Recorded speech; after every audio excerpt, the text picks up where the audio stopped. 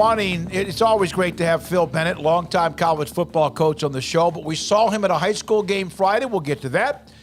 And he joins us with Paul Craig and David Smoak. Phil Bennett. So you mentioned that Arizona State, they didn't know yet what their violations were going to be or their penalties. They self-imposed a bowl ban. Your thoughts about that, and what was it like, you think, for players and Coach Dillingham the week of the first game they get this news? Well, after everything that's happened, the comment about West Virginia, the way the coaching search went, I don't think anybody's that surprised. I feel bad for Kenny and the players and the staff. I don't think there's a plan in action whatsoever. I'm not sure it's going to affect the NCAA investigative people of this year. They had a chance to do it last year and didn't do it. And I have been inundated today with people. They're calling me, talking about what my thoughts are. And I think it was 247. Dave came out and they just blasted. They really didn't see what Ray's trying to do, and it will be interesting. I'm interested to see Ray's comments on this. Dillingham had comments today, I think it was, this morning at practice, and he was furious, as you could imagine. He made the comment he wasn't sure he even was told about this beforehand. You also made comments about Arizona State before with Crow and Anderson. I don't know if you know this or not, but it got into the Arizona media, and I don't think a lot of the people really are happy with Ray Anderson anyway. So this, to me, I'm not saying it's a death knell for him there, but it might be a tough thing for him to get through this.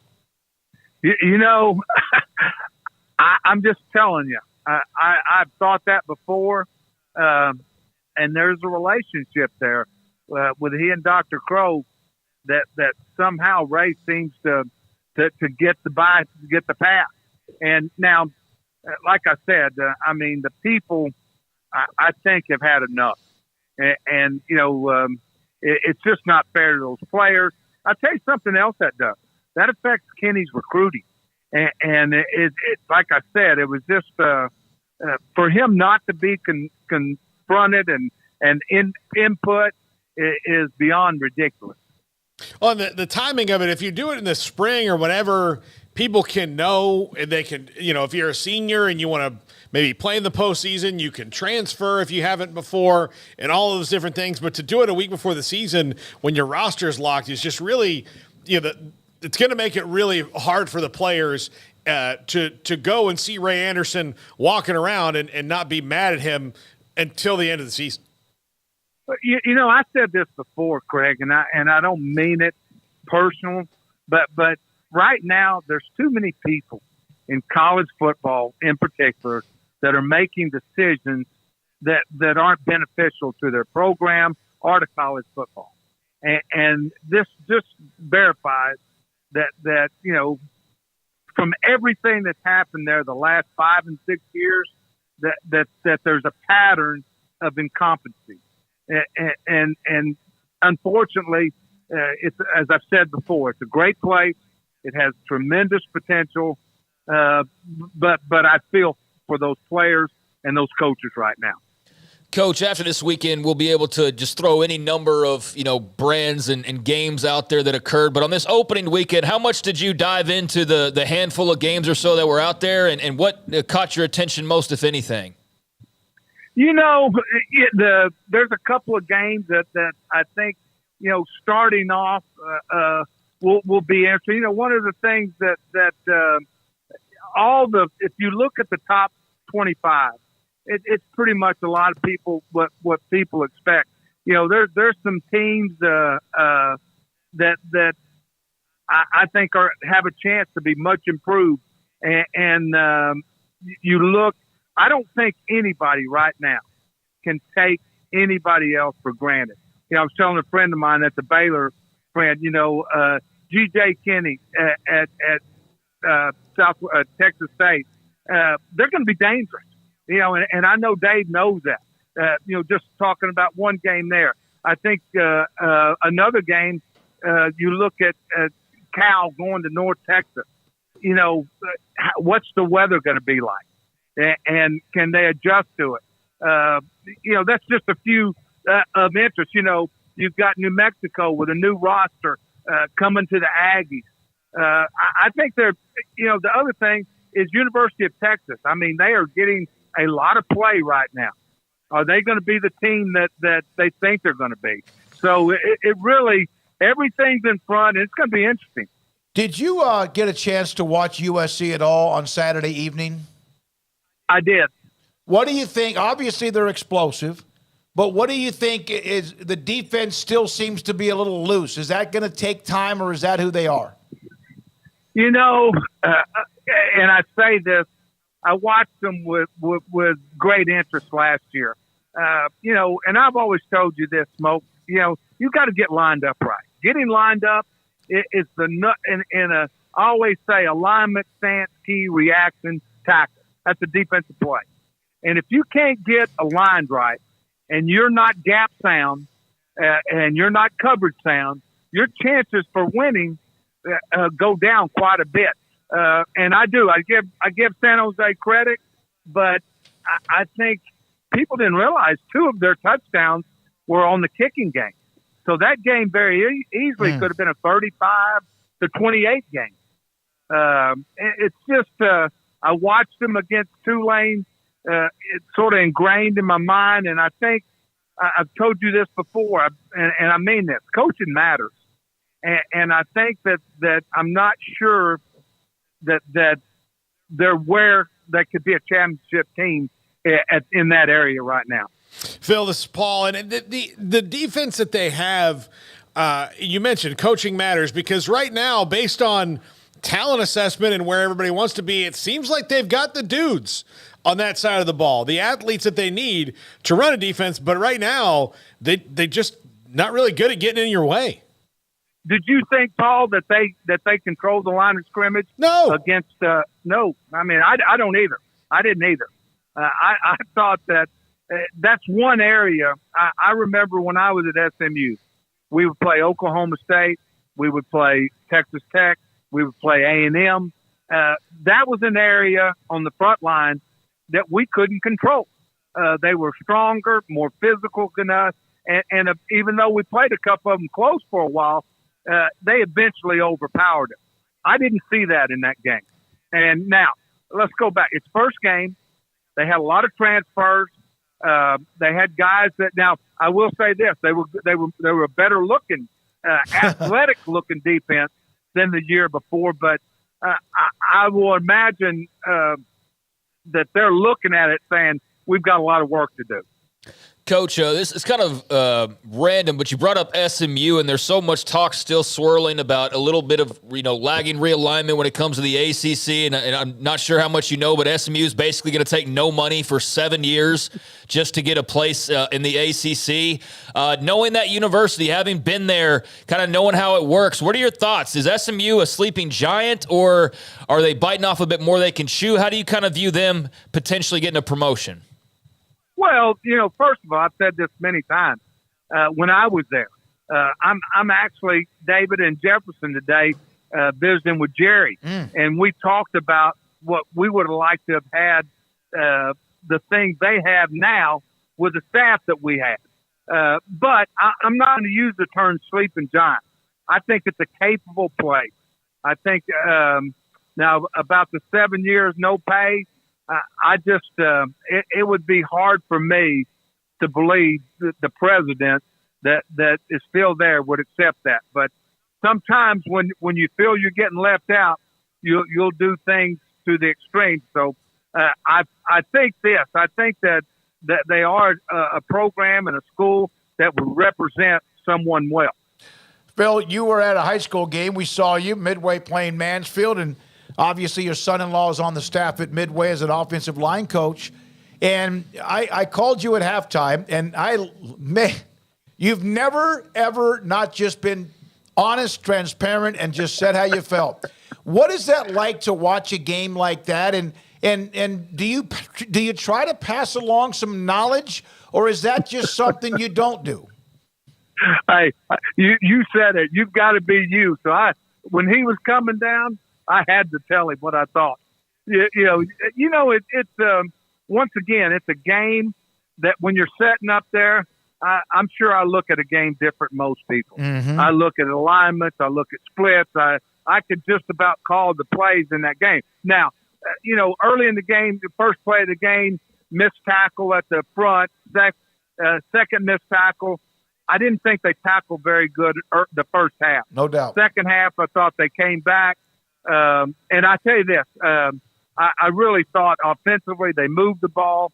I think Shane has got them going in the right direction. They played hard. And you'll have to agree, Dave, that was a fun game to watch. It was. If you were a spectator, you saw two teams that really were pushing the button to win. And, being the first game and being on the road, as I told Shane, I think you can grow from that game. That wasn't a win. I don't think you accept it. But I think they can, and I'll tell you something. I can tell you, but you might agree, might disagree. A couple of the calls when Midway broke it down to the 10-yard out were horrible. I mean, they were homer calls, and it sort of turned the game on the other side. But in defense of Mansfield, they had some game breakers. Yeah, a running back and receiver really makes some nice plays. So when was the last time you watched a football game just as a fan of football, or is it always going to be as a coach? It's always going to be as a coach. Jerry and I are sitting here talking. We watched the UTEP last week, the UTEP Jack State game, and we're breaking it down. Now we'd have won that game, but there's a few of them I've said that and I didn't win it. But you just look at it different. I mean, you really do. And I think as you look at the season, you look at teams that and guys you've worked with, can you get them better? And that's the thing that is always fun to watch. I'll tell you something. I enjoyed that game because it was hot. I thought the kids kept playing hard. Mm-hmm. The fans were in it, and like I said, I think Midway can. They got a challenge this week with Permian, but I think they can step up to it. Smokey would not ask a doctor. Like, I know that you're retired from surgery, but when was the last time that you took in, a lung transplant just as a fan? I mean, your brain works a different way. Phil? Yeah, no, yeah. I know that, but I just, you can sit down and you want to drink a cold one and you watch a college game and you can't. I mean, you gotta be in your mode that you've been in for decades. They call it. Some people say, just wired different, and that's the truth. I can call my brothers or other coaches during games, and our lingo is game lingo, and it's just a fun thing about it. And I will tell you this: this time of year, with everything going on in the world, and everything that we think is wrong, somehow, just like you said, we can get jacked up and get united over this oblong ball. Yep. And I'm telling you, everybody's ready for it. You mentioned G.J. Kinney, Phil. We had him on earlier today, joined us on the show, Baylor, Texas State. He's going to run. And when Art did this and you had to practice against it, he put receivers basically out of bounds as far wide as possible. What does that do to a defense, and how do you combat it? Well, first of all, if they get that wide, then let them. There's no play out there. The sideline's your friend. One of the first things Art used to tell me is, why you move your corners in? I said, go ahead and throw it out there. And what was crazy, he could get these people, including Gary Patterson, to play press man with our guy who's almost out of bounds, and which takes one out of one, takes him out. So you've got to pack the middle. You've got to make them throw the ball at width. Don't let a lot of people say, well, they spread you, throw routes. They spread you to see how many people's in the box. And then I always tell this: Art had a great instinct of run pass. A couple of times that we didn't. I can go back to the Michigan State game where we didn't run the ball probably enough. One of the few times, but that's when they go that wide as a defense. You got to let them. Hey, you know what? If you want to throw the ball out there, we're going to tackle you for a short game. Now, it'll be interesting to see how the people at Texas State line up. It is amazing how many people over my 6-year career at Baylor that would walk down and cover down right on top of a guy that's almost out of bounds. And a safety that would expand off the numbers, off the hash, and leave the middle of the field wide open. Wow. Yeah, that because they just were worried about, I guess, the distance Right. or the space is Well, what it is called. Well, if it's Kendall Wright or Corey Coleman, or Reese, I mean, people were worried about that. So, and then, when your offense is take the best play, all of a sudden you run a fold. Go back to 2012, number one K-State and Lake Sistrunk going 80 yards. That's what we did. Look at that play. Look where their safeties are. And it went, he never got off the hash. You remember that, David? Yep. I mean, he never, once he broke the line of scrimmage, he never got off the hash. And that was one of those things. It's a numbers thing. Were you coaching the day that Jerry, your brother, who you're with, I love him to death, from Jefferson High School, won a state title in '86, beat Cuero, beat Dangerfield earlier that year? Were you coaching that day, or were you able to watch him win that game at Kyle Field? I want to tell you something. I was at Purdue, and we had signed Terry Johnson, the safety, who ended up being a great player for us, an all Big Ten safety. And back then we didn't have the radio deal, but I stayed on. My brother Jim would go to a payphone at Kyle Field and call me in West Lafayette and give me updates. And the first thing he told me was Jerry's little quarterback and Raphael, and he said, "I don't care how good Straight is, they can't beat Jefferson." He said Jefferson's going to win, and they did. Yep. And it was the start of something great around here. Yeah, it was a run in that particular classification. Dangerfield, Pittsburgh a little bit before that, obviously with what Jefferson did in 86 as well. Man, it sounds like you're happy. Football season's about to begin, and it just kind of different, or do you have that itch? Do you have the itch to get ready? I miss the relationship. I'm sitting here. I'm having a great day because I hadn't seen Jerry in a while, and we're sitting out on his house and his land and just visiting, talking about everything, a lot of football. But, I will miss the camaraderie. I'll miss the players. I was telling him how much I enjoyed the kids at North Texas, how I didn't think we were super talented, but they really worked hard, and I'll miss those things. But I do. I'm a football. I think football gives us, I've said this many times, Smoak, it builds so much more than just football. It's everything that you want to grow on. And I think it's a uniter. I think it unites people, and people enjoy it. And it's true. It's truly a game that the best win. Either you do it or you don't. And it's not for everybody. Everybody can't play it. And I think the fact that it separates some people from others, I like that, because it's not for everybody. And it is a joyous time of year. Thank you, man. Appreciate your time, Coach. It was great to see you Friday. Thanks you in insight and knowledge. Phil Bennett, longtime college football coach, with us on Mondays, and we'll have more games. He'll watch a lot more coming up this weekend, and then have some more feedback for us on the other side.